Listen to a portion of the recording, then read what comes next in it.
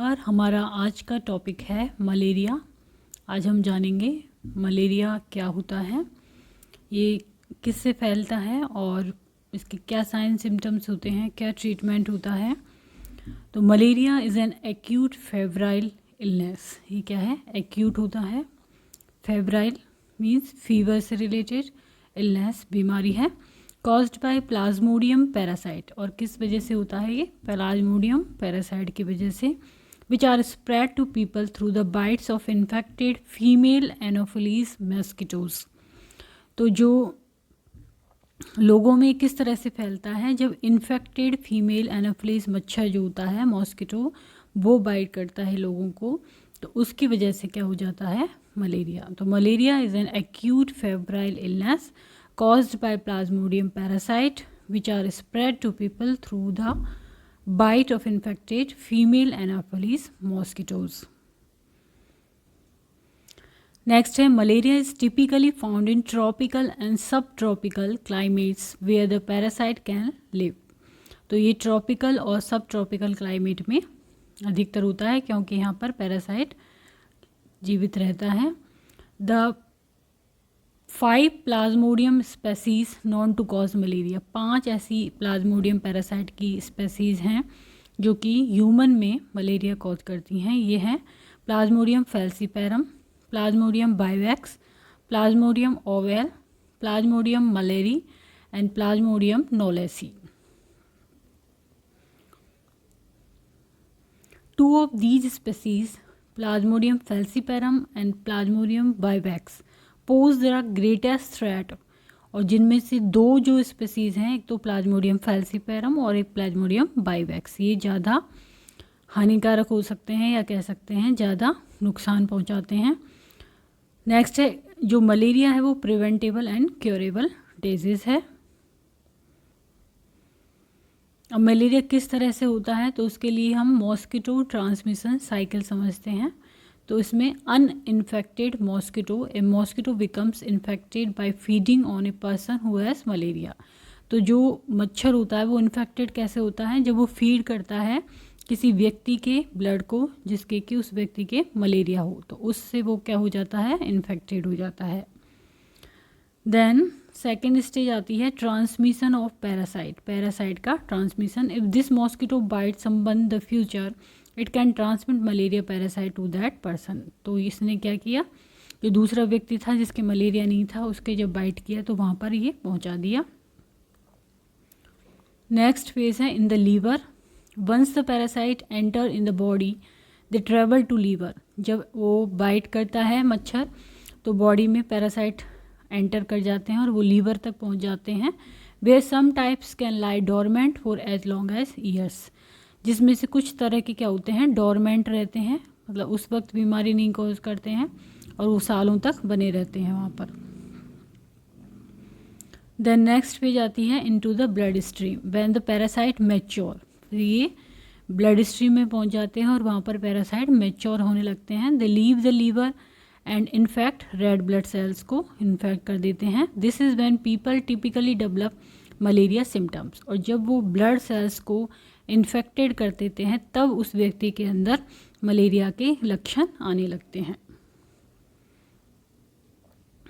Then on the next person, if an uninfected mosquito bites at this point in the cycle it will become infected with malaria parasite and can spread them to other people it bite. तो इस तरह से ही जब infected जो person है malaria का उसको bite करता है, फिर ये इन्फेक्टेड हो जाता है और फिर ये दूसरे व्यक्ति को कॉज कर देता है मलेरिया जबकि उसको वो बाइट करे। तो इस तरह से ये साइकिल हो गया mosquito transmission cycle. Uninfected mosquito, then transmission parasite, then in the liver, then into the blood stream, then on to the next person. Then other mode of transmission क्या होते हैं इसके? Because the parasite that cause malaria affect the red blood cell. वो parasite जो कि malaria cause करता है वो रेड ब्लड सेल को अफेक्ट करता है। People can also catch malaria from exposure to infected blood.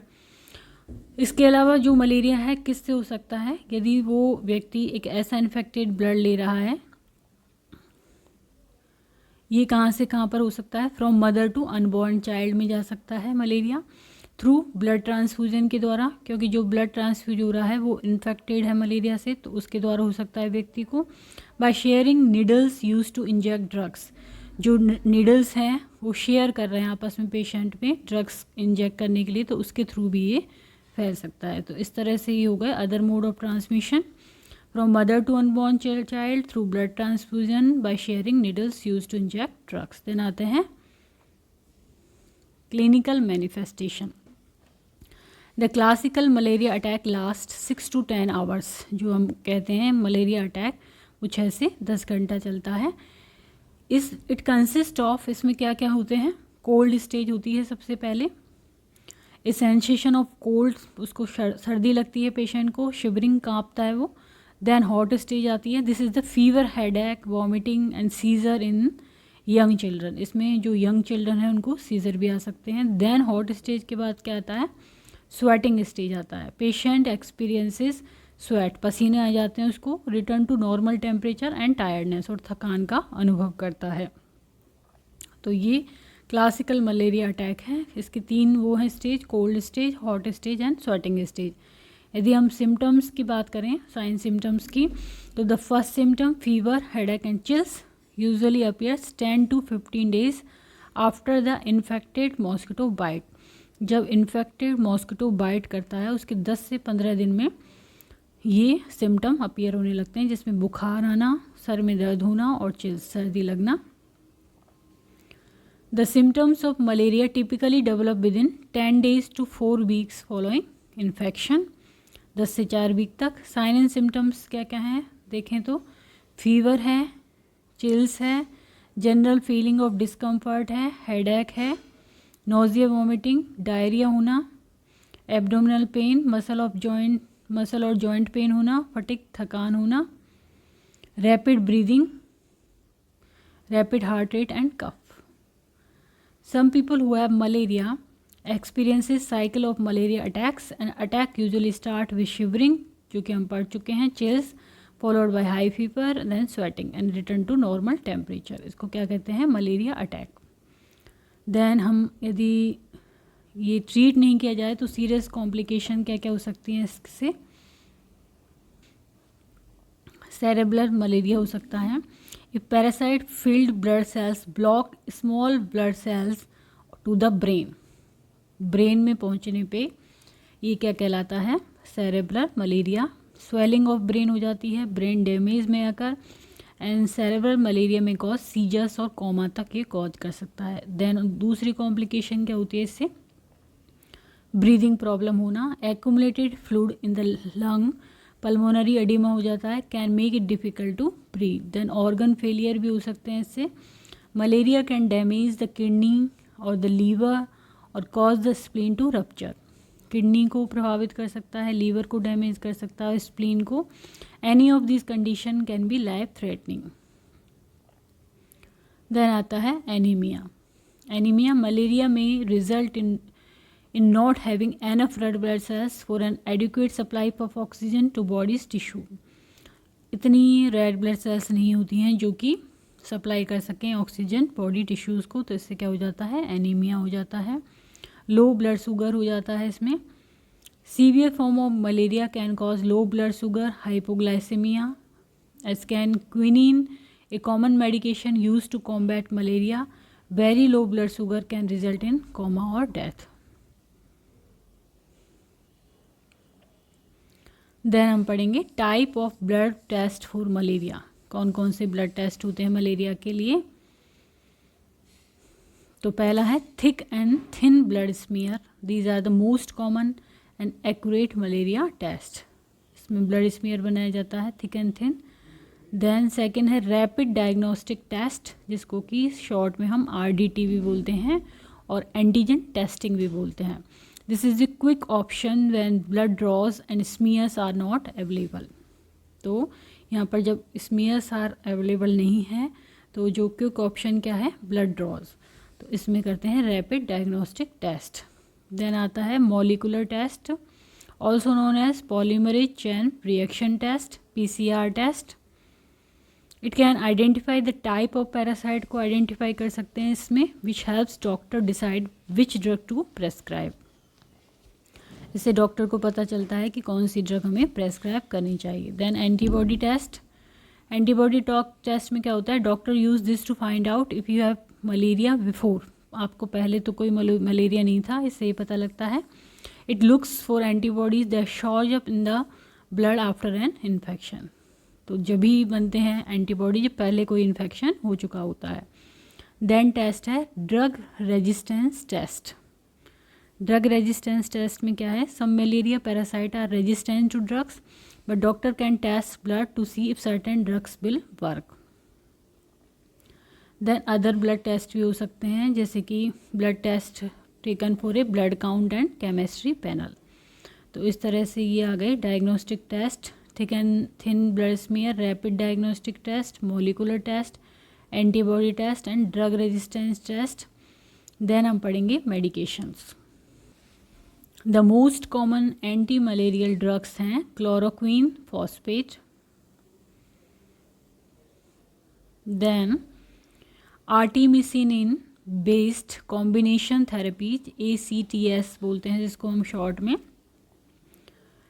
ACT is a combination of 2 और मोर ड्रग्स, 2 या 2 से अधिक ड्रग्स का कॉम्बिनेशन होती है ये, that work against the malaria parasite in different ways. This is usually the preferred treatment for chloroquine resistant malaria जो होता है उसके लिए ये प्रीफर्ड ट्रीटमेंट होता है। Example include artemether lumefantrine, Coartem and artesunate mefloquine. तो ये होते हैं इसके नाम। क्लोरोक्वीन रेजिस्टेंट मलेरिया के लिए होती है ये आर्टिमेथोल्यूमेफेंट्रिन और artesunate mefloquine. Other common anti malarial drugs हैं Malarone, atovaquone proguanil, quinine sulfate, Qualaquin with doxycycline and primaquine phosphate. तो ये सारी जो भी मेडिसिन हैं वो डॉक्टर की सलाह पर ही लेनी चाहिए, जो डॉक्टर प्रेस्क्राइब करें उसके अकॉर्डिंग। देन आता है अब जो मलेरियल ड्रग्स होते हैं उनके क्या क्या साइड इफ़ेक्ट होते हैं। Anti malarial drugs can cause side effect जैसे कि गैस्ट्रो इंटेस्टाइनल GI इशूज हो जाते हैं, जैसे कि नोजिया एंड डायरिया। हेडेक हो सकता है इनसे, increase sensitivity to sunlight, insomnia and disturbing dreams हो सकते हैं, psychological disorder and vision problem हो सकती है, ringing in ears, tinnitus, seizures और एनीमिया हो सकता है इनसे। देन हम पढ़ेंगे प्रिवेंशन। तो prevention is the most effective measure for the malaria. यदि हम उससे बचाव कर लें तो मलेरिया होने की संभावना न के बराबर रहती हैं। Mosquitoes are most active between dusk and dawn. तो डस्क एंड डॉन के टाइम पे, शाम के टाइम पे या कह सकते हैं हम सुबह के टाइम पे, इन दोनों टाइम पे ये ज़्यादा होते हैं मॉस्किटोज़। तो उस हिसाब से हमें मेजर्स अपनाने चाहिए। To protect from mosquito bite, cover skin को कवर करना चाहिए। Wear pants and long sleeve shirts, tuck in shirt, tuck pant legs into socks. Apply insect repellent to skin, insect repellent creams जो आती हैं उनको apply करना चाहिए। Use an insect repellent registered with the environmental protection agency on any expose skin. This includes repellent that contain DEET and picaridine, IR 3535, oil of lemon eucalyptus, OLE, parabenthane free, 8-diol PMD और 2-undecanone, ये होती हैं repellent cream. Don't use spray directly on face पर, spray का use नहीं करें। Do not use products with OLE और PMD on children under 3 साल से छोटे बच्चों में OLE और PMD यूज़ नहीं करें। Apply repellent to clothing. Spray containing permethrin are safe to apply on clothing. Sleep under a net. Net जो जाली है उसमें सोएं। Bed nets, particularly those treated with insecticides such as permethrin, help prevent mosquito bite while sleeping. Then आता है vector control. Vector control क्या है? Vector control is a vital component of malaria control. control, and elimination strategies as it's highly effective in preventing infection and reducing disease transmission. तो vector control जो होता है वो vital component होता है malaria control के लिए एंड एलिमिनेशन स्ट्रेटजीज के लिए. It is highly effective in preventing infection and reducing disease transmission. तो ये क्या होता है, हाईली इफेक्टिव होता है जिससे कि इन्फेक्शन को प्रिवेंट किया जा सके और डिजीज़ ट्रांसमिशन को रिड्यूस किया जा सके. तो इसमें जो प्लाज्मोडियम पैरासाइट है उसका एक तरह से कंट्रोल किया जाता है, उसको मेजर्स अपना के. तो इसमें टू कोर इंटरवेंशंस इसमें होती हैं. एक तो होती है इंसेक्टिसाइड ट्रीटेड नेट्स लगाए जाते हैं जो कि इंसेक्टिसाइड ट्रीटेड होते हैं, जिनको शॉर्ट में हम बोलते हैं ITNS. And indoor residual spray की जाती है, IRS बोलते हैं इसको हम. Progress in global malaria control is threatened by emerging resistance to insecticide among Anopheles mosquitoes. जो ग्लोबल मलेरिया कंट्रोल की प्रोग्रेस चल रही है उसको थ्रेट मिल रहा है किस चीज़ से, कि जो एनोफिलिस मॉस्किटो है वो इंसेक्टिसाइड से क्या होते जा रहे हैं, धीरे धीरे रेजिस्टेंस होते जा रहे हैं, उन पर ये काम नहीं कर रहे हैं. देन आता है malaria vaccine. The World Health Organization has recommended a malaria vaccine for use in children who lives in the countries with high number of malaria cases. तो WHO ने मलेरिया वैक्सीन रिकमेंड की है उन बच्चों के लिए जो कि ऐसे कंट्रीज़ में रहते हैं जहाँ की मलेरिया केस ज़्यादा नंबर में हैं.